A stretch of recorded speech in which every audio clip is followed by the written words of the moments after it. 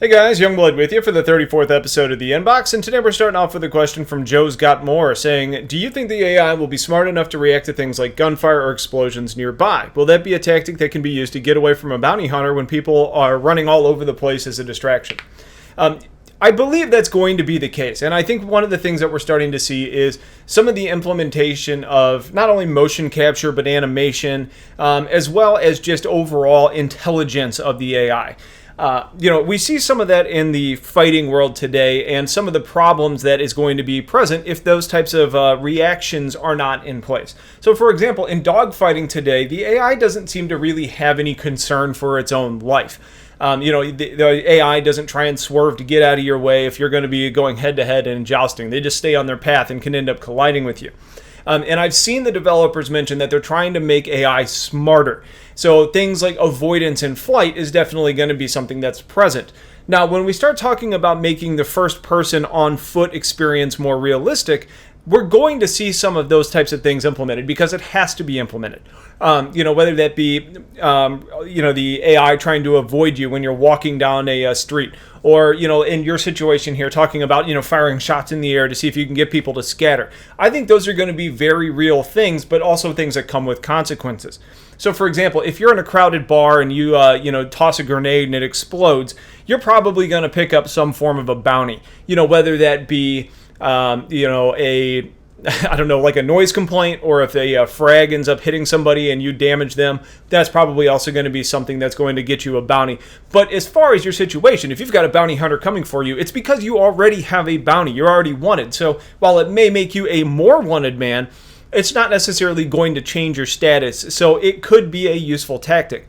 Ultimately, I think for an immersive real-world experience, they have to have that type of response, and I think it's something that we can elude from other things we've heard about them doing to AI. So yes, I think that's going to be in place. It may not be in the first release or even the second release, but I think once we start getting them implemented, they're going to have to react to things that are around them. Otherwise, it's going to be a very dead experience when you're on a planet, knowing that the only people that are reacting are going to be real players.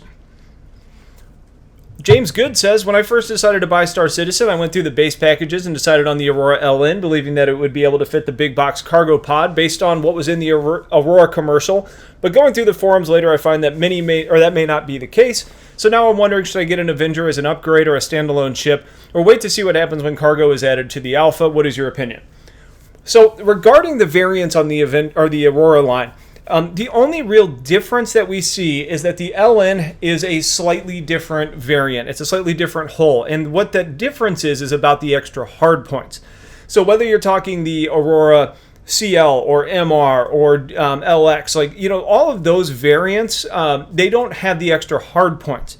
But that's the only real difference. So the Aurora LN should be able to equip the cargo big box, the same one that you'd be able to get on the CL.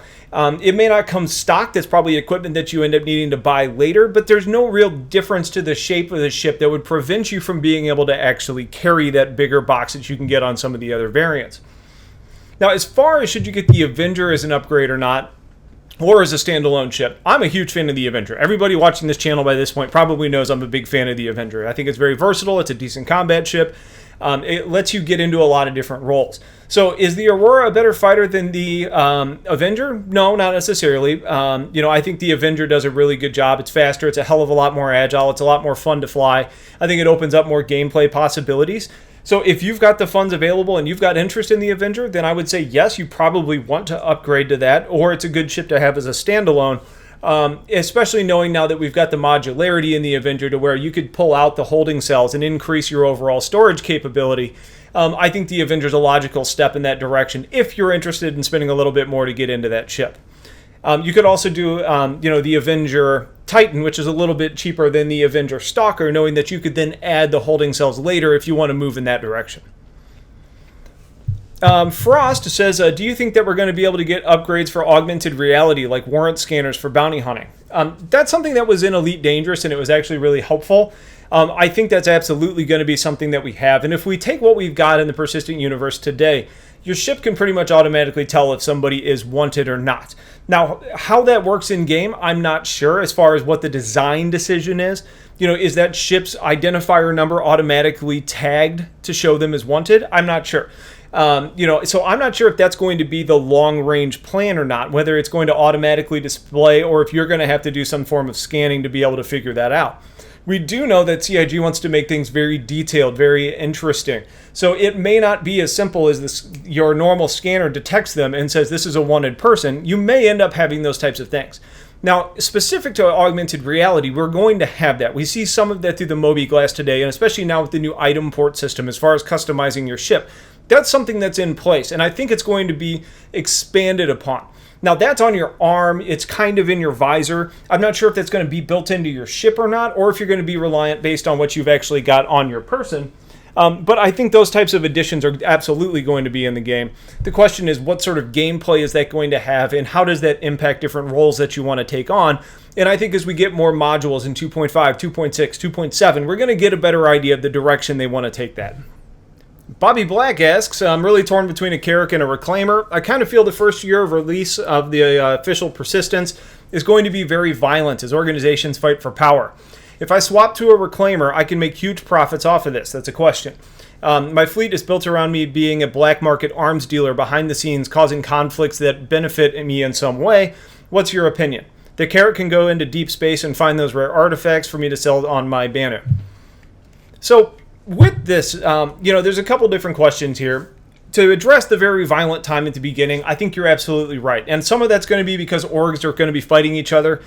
Some of that's going to be because people are trying to figure out what the reputation system actually entails. That's also going to be because until people realize that there's severe punishments for acting a fool, you're going to see a lot of people kind of going out there and trolling and just doing their thing. So it is going to be violent. There's going to be a lot of debris out there. There's going to be a lot of scrap, and having a Reclaimer is absolutely going to be a good way to kind of reclaim, to capture all the salvage that's out there and turn that for a profit. Now, as far as actually being able to use that to steal like black market weapons and sell them, you're going to be dependent on finding things that are against the law to have. Now, you could, go out and find a 300i, for example, and salvage those Omni Skies that are going to be on the wings and then sell those. But that's legal. That's not black market in any way. So using it in that mindset, if you find something that's illegal and rip it off and try and sell it, that's one thing. Or maybe you're talking black market, like getting those for free because you found them and then selling them to people that don't have the reputation to buy them at other locations, then yeah, that could maybe be it. And you could use that to maybe orchestrate some form of, revolt. The question there is going to be how much of an impact can you actually have as an individual player on an overall, system and an overall reputation. Now, as far as the Carrack versus the Reclaimer is concerned, they are very different in what those roles are. If you talk about the, Carrack, it is going to be more deep space capable. It's going to be able to actually go further into systems. It's going to be able to do just a little bit more range-wise. But it's also going to be harder for you to actually go out and actually steal or collect equipment that's out there. You could do it. You could leave the craft, use a snub to get out a little bit closer, bring it back, those types of things. But the Reclaimer is probably going to fit your bill a little bit better. Now, if you're talking about going to the edge of space to be able to sell those types of things, in that type of situation, I think the Carrack is a little bit more superior based on what you want to do. So it's kind of a hard question to answer because it's a little bit vague. But I think based on what you want to do, the Reclaimer is going to be your way to earn more money faster. But if you're really focused on selling or being a black market arms dealer, I think the Carrack kind of fits the bill better. So one does one better, one does the other better. But they don't necessarily mesh or they're not conflicting roles, if you get what I'm saying. Miguel Camara Marcos says, question, love your content, thank you. Is there a real movement and rotation between the sun, planet, moon, satellites, etc.? If not, is it possible, or when will it be implemented? Take care. So what we have today is a stationary universe. We're not seeing, rotation around planets. So for example, I would assume that Port Alazar is in some sort of geosynchronous orbit with the planet that it's surrounding, which is Crusader. But it's always stationary today. Now, there are absolute plans as they continue to develop the net code and the 64-bit system and everything that they're doing to make things move in real time. Now, your question is, when is it going to be implemented? I don't know. But there's a lot that goes into actually making that possible. But that is the end result. And I think that's going to be a real key to a more dynamic type of universe that we're living in. Merchant Ivory says, I bought a Reclaimer thinking it's the best salvage ship, which I guess it is for scrap processor on board, but it would seem the Banu Merchantman vastly defeats the Reclaimer when it comes to cargo, which is 5,000 units over the Reclaimer's near 300. Can the Banu Merchantman hold that type of salvage the Reclaimer can, or is the Banu strictly cargo freight only? I don't see any reason why the Banu would be restricted to cargo only, because what we keep hearing from the developers is that if you can fit it in there, you can take it with you. And we've seen that with snub noses. We've seen that with things like Big Benny's machines. Basically, there's not going to be arbitrary restrictions in most situations. But when we start comparing the two of those, the Merchantman is a far superior hauler than the Reclaimer is. But if you're talking about salvage, you need to be able to find a way to break it down and bring it onto your ship. So if you're talking about the Banu Merchantman, unless there's modules, and I mean, the Merchantman is far from being fleshed out. It's the ship that we need the most information on in a big way. But unless there's some sort of module that you can equip on it or equipment that you can equip, you're going to have a hard time processing that to make it, real useful. Now, if you can find a way to get it onto your ship, you could absolutely take more of that. But again, you're going to be restricted based on how you get it into the ship, what sort of utilities you have, if it can fit through the cargo doors, those types of things. The Reclaimer is going to shine because it can break down, debris and end up bringing it into the ship in smaller chunks and then process it. So you could absolutely haul whatever the Reclaimer has, but the question is more about logistics and whether you can actually fit it and how you end up making that work. All right, and we got two more questions we're going to get to, but first I want to kind of explain what these are going to be. And going forward in the Inbox series is a goal to kind of continue to provide value to the patrons who are supporting the channel financially. We've made the decision to start answering 2 patron questions, assuming we have them at the end of every one of these videos. And these questions are actually submitted on a patron-exclusive Discord channel that we've set up, where patrons get the opportunity to interact with each other, myself, ask questions, make video suggestions, and those types of things. So, if you're interested in becoming a patron, it's a good opportunity to get your questions answered a little bit quicker, and as well as interacting with other people that have similar interests to you. But with that out of the way, let's start with our first patron question today, which is from Garian, who says, thanks for the great content. You're very welcome. Do you have any information on private servers beyond what is stated in the stretch goal? Do you know if RSI will provide separate servers for role players, or will there be one main universe like EVE, but with Star Citizen style instances? So, you're going to have private servers. They're going to be split off. They're not going to be a part of the overall universe, and primarily because they're going to allow people the customization and the mods to do what they want with those. So, for example, you may have people that create a Star Wars type of server, and you may have people that create a Battlestar Galactica type server. And those mods are going to allow you to build ships that resemble whatever you want. So in that Star Wars, you may have the X-Wing TIE Fighters, you may have the Millennium Falcons, you may have some of the big Corvettes, those types of things. Battlestar Galactica, you may have, Vipers and, Battlestars and Cylon ships, for example. So you're never going to see those private servers actually blend with the overall universe because those assets are not going to talk to each other. They're not in the same type of realm. But CIG has stated that they want to make that happen to allow people the most customization possible. So you may have other, private servers that are going to be purely role play. But again, if it's ever a private server, it's not going to be talking to the overall universe. It's almost like I don't want to say it's an offline mode, but we'll use that example here.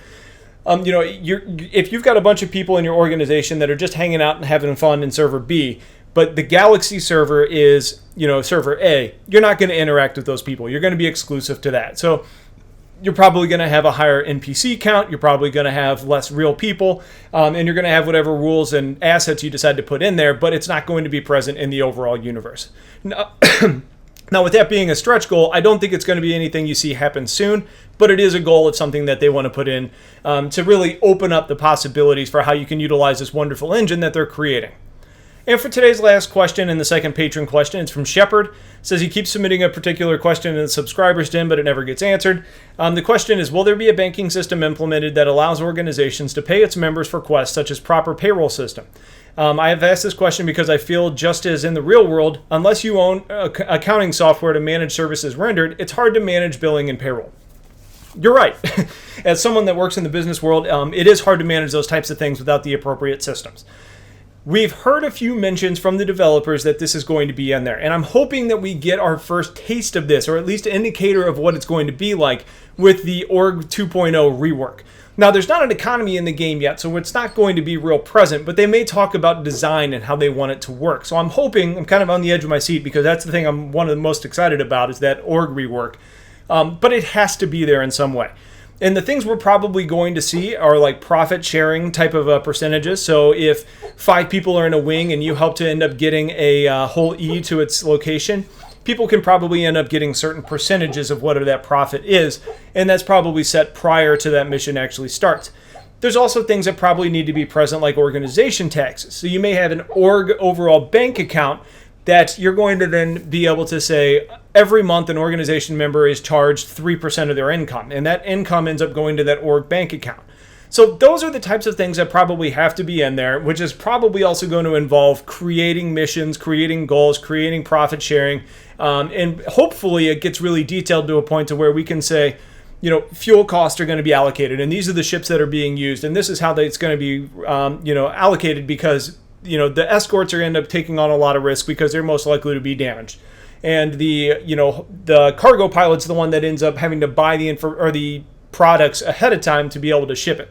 So I'm thinking that's probably the way it goes. How detailed it ends up being, we don't know, but it's going to be there because 1, it has to be, and 2, we've heard mentions of it being implemented. It's just what that form ends up being at the end of the day.